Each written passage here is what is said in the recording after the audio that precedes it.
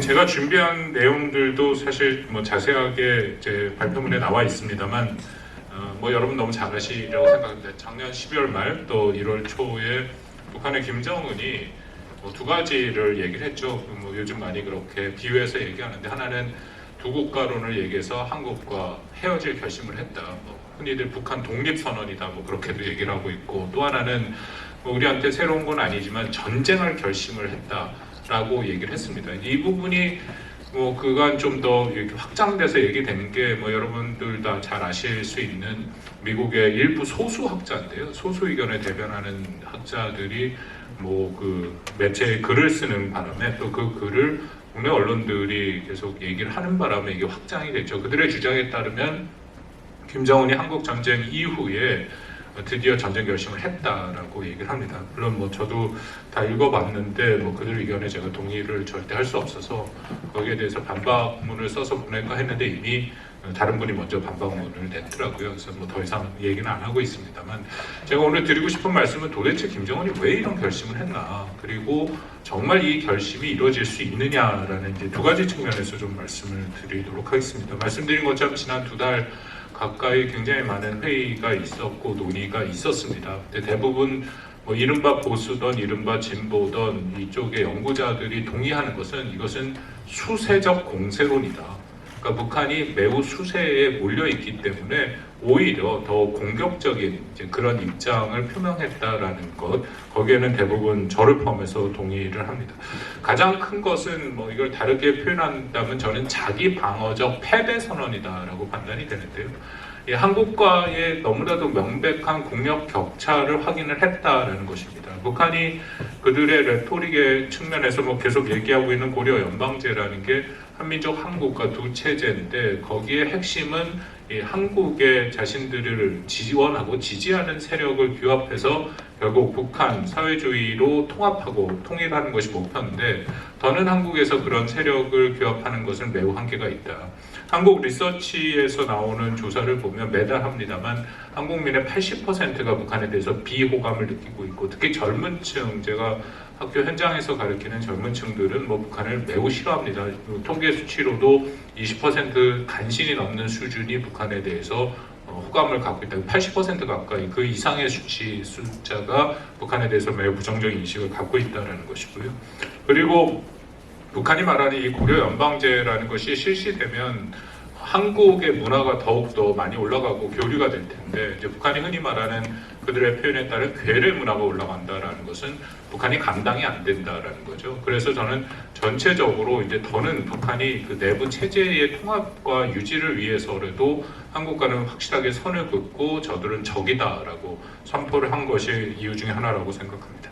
두 번째는 남북 관계나 전반적으로 한반도에서 북한이 주도권을 놓쳤다. 특히 김정은이 그런 생각을 공공연하게 지난 연말 연초 회의, 또 그 이후에도, 이전 이후에도 많은 회의에서 얘기를 합니다만, 결국은 한국이 한미 간에 윤석열 정부 들어서서 다시금 정상화, 뭐라고 표현해야 될지 모르겠는데요. 어쨌든 심각한 한미 동맹에 와해가 있었다라는 것은 이미 일부 증언으로 나오고 있습니다만, 윤석열 정부에 복구를 했고 더 강화시키고 있고, 거기에 일본까지 포함해서 한미일 협력이 강화되고 있는 모습은 김정은에게 매우 큰 부담이 되고 있다. 이건 제 얘기가 아니라 김정은 스스로가 연말 연초 회의 때 한미가 하고 있는 연합훈련, NCG라고 불리는 것을 북한의 핵협의 그룹바라는 표현을 썼는데요. 그런 표현들을 쓰면서 일일이 다 비판하고 있는 것은 그만큼 역설적으로 여기에 대한 부담을 갖고 있다라고 생각을 합니다. 세 번째는 한반도 긴장 조성을 하겠다라는 생각인데요. 김정은이 핵에 대한 용도를 사명이다 하면서 두 가지를 얘기하는데, 하나는 군사적인 사명인데, 두 번째 사명은 2022년 4월 25일에 발표한 게 있습니다. 북한의 핵이 제2의 사명이 있다. 제2의 사명은 국가의 근본 이익을 해칠 경우에 사용한다라고 얘기를 한 적이 있습니다.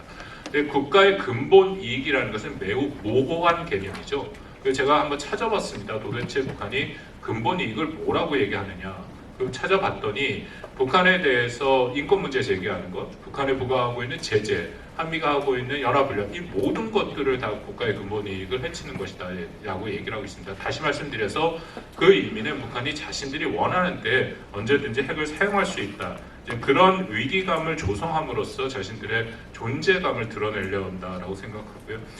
네 번째는 가장 중요한 것 잠깐 말씀을 드렸습니다. 북한의 상황이 매우 안 좋습니다. 북한 스스로가 김정은이 계속 이것을 인정하는 모습이 보이는데요. 경제도 연말 연초회의에 뭐 자신들이 계획했던 것을 초과 달성했다라고 얘기를 하는데, 그거 한꺼풀만 하면은 사실상 상당 부분 기만인 것은 확인이 됩니다. 그리고 김정은이 최근에 스스로 얘기한 게 지방 경제가 붕괴됐다라는 것을 얘기합니다. 그런 상황이기 때문에 북한 경제가 안 좋다는 것은 명백한 거고요. 또 하나는 북한 체제에 가장 중시하는 사상이 이완이 되고 있다. 이것은 2020년부터 통과된 세 개의 북한 내 법이 있죠. 이제 많이 알려졌습니다만, 예를 들어 반동사상 문화배격법 같은 경우에는 한국 괴뢰문화 남조선의 TV나 드라마를 혼자서 보면 5년에서 15년 노동교화예요. 그것을 친구한테 줘서 보게 하면은 최소 무기에서 사형까지 됩니다. 제가 이 법이 통과되고 법의 내용을 처음 확인했을 때 저뿐만 아니라 많은 분들이 같은 생각을 가졌으리라고 생각하는데요. 이거는 북한이 사상 이완을 도저히 막지 못하는구나, 그렇기 때문에 이런 무지막지한 법을 통과시켰구나 하는 것은 분명합니다. 이 이후에도 유사한 법들이 2023년에까지 계속 통과되고 있다. 그러니까 그만큼 북한 내부를 단속하기가 어려운 상황이고 체제 자체에 도전이 되니까, 말씀드린 것처럼 남조선이 대한민국이라고 명하면서 더 이상 한민족, 조선민족이 아닌 완전히 주적이고 적대 세력이다라고 그렇게 정의를 하고 규정을 했다라고 생각을 합니다. 그 외에도 한 가지는 뭐 계속 갖고 있었던 의문 중에 하나죠. 북한이 대남 공격을 하고 북한이 핵을 한국을 향해서 사용하겠다라는 것을 명백히 얘기한 것은 2022년 김여정의 발언을 통해서입니다. 사실 이건 북한 연구자들 사이에 이른바 그 군사 목적설이라는 얘기를 하면서 과연 북한이 핵을 한국한테 쓸 수 있겠느냐. 왜냐하면 북한이 계속 핵을 개발하면서 자신들의 명분으로 삼은 것은 미국에 대한 자신들의 억제력이다라고 얘기를 했는데요. 저는 북한의 핵 위기가 시작된 이후부터 지금까지 군사 목적설, 북한은 핵을 한국으로 향해 쏠 수 있다라고 주장을 했고, 사실 그 주장에 가장 핵심적으로 많은 논문에서 주장하신 분이 우리 박기락 교수님이십니다. 제가 그 논문도 많이 인용을 했었고요.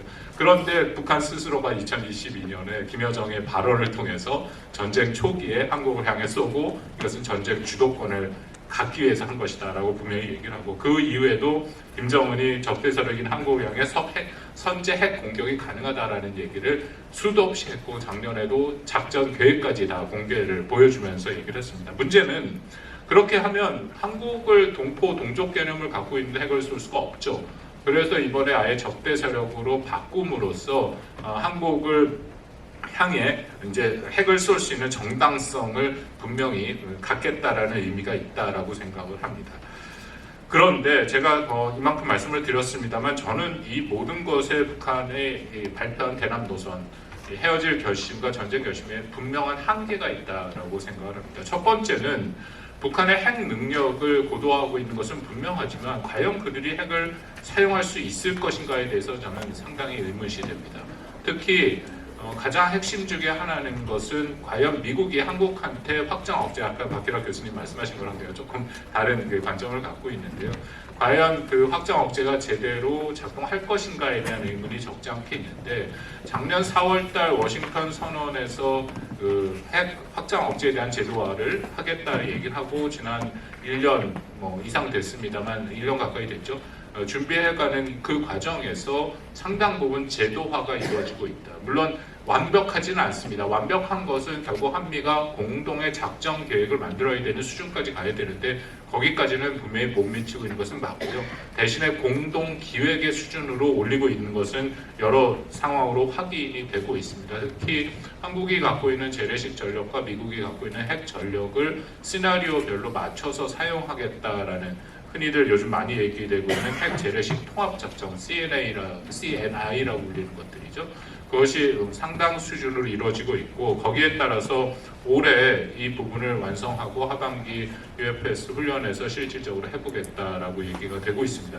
이 부분이 과연 얼마만큼 작동하는가는 사실 김정은의 발언을 통해서 저는 확인된다고 생각합니다. 아까 말씀드린 것처럼 연말 연초 회의를 통해서 김정은이 발언을 보면 북핵 도발 시 정권 종말 해협이가 만들어낸 확장 억제를 다 일일이 얘기를 하면서 여기에 대해서 자신이 굉장히 비판의 목소리를 내고 있습니다. 그만큼 신경이 쓰이고 사실은 가장 한미 동맹의 그 약한 고리인 부분을 확장 억제 제도화를 통해서 막아가는 것은 북한의 입장에서는 훨씬 더 큰 억제력을 북한에 부과하는 것이기 때문에 김정은 입장에서는 당황할 수밖에 없는 상황이다라고 생각합니다. 또 하나는 북한의 그 국지 도발 대비 계획, 국지 도발 가능성인데요.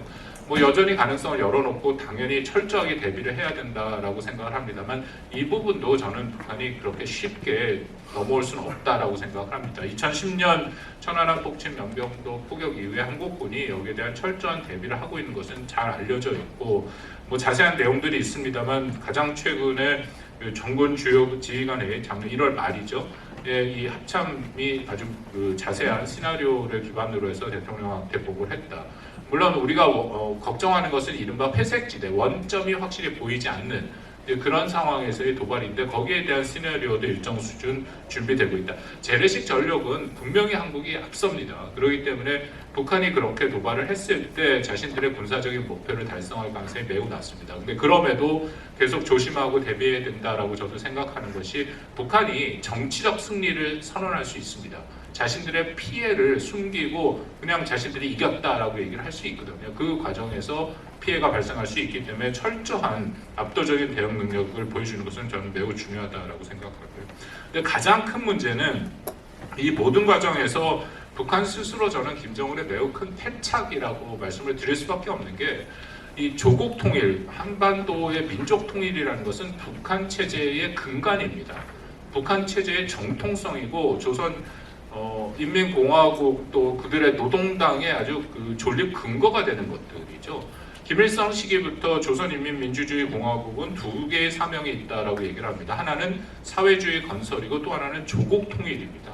그래서 북한은 그간에 예를 들어서 1990년대 후반에 이른바 고난의 행군으로 엄청난 어려움을 겪었는데도 그때도 이것을 분단 때문이다라고 얘기를 했거든요. 통일되면 이런 문제 해결된다. 늘 그런 식의 담론을 펴온 북한인데 여기서 조국 통일을 없애버린다라는 것은 결국 사회주의 건설만 남게 됩니다. 근데 문제는 사회주의 건설을 통해서 북한이 체제의 우월성을 보여줘야 되는데 절대 그렇게 될 수가 없다라는 거죠. 오히려 한국과의 관계를 교정국 관계로 얘기했기 때문에 더욱더 북한의 입장에서는 군사력의 비용을 써야 되는 상황이고 이런 상황에서 절대 한국도 한미동맹을 상대할 수 없다라는 김정은 스스로가 자기의 성취를 경제 분야에서 보여줄 수 없다라는 부분이 명백히 존재한다라는 겁니다. 그렇다면 뭐 당장 북한 주민들이 여기에 대한 조직적인 반발을 할 가능성은 없지만 과연 그들이 지난 60년간 이상 70년이죠. 70년간 유지해왔던 조국 통일이라는 그런 비전을 빼고 다른 비전을 과연 뭘 넣을 수 있을 것인가. 이것은 심각한 체제상의 위기와 도전이 될 것이다라고 생각합니다. 마지막으로 하나 말씀을 드리면 저는 이 모든 것이 북한이 결국 정치적 목적 달성을 위한 레토릭이라고 생각합니다. 북한의 대외 활동 또 대외 관계 또 외교를 조금 공부해 보면 이것은 그들이 뭐 반미 자주, 반제 자주라는 교조적인 입장을 유지를 합니다만 상당히 실리적인 게 맞습니다. 그러니까 자신들이 원하면 얼마든지 했던 것을 돌이키고 뒤집을 가능성이 크다라는 거. 그 예는 수도 없이 있습니다. 북한에 만든 주체 사상 자체가 중소 간의 갈등에서 자신들의 실리를 추구하겠다라는 그런 배경에서 시작이 됐다라는 거죠. 그렇기 때문에 한국은 뭐 철저하게 준비하되 북한의 위협을 너무 과장할 필요도 없고 또 축소할 필요도 없고 정확한 상황에서 유지를 해나가야 된다라는 것이 저의 생각입니다. 감사합니다.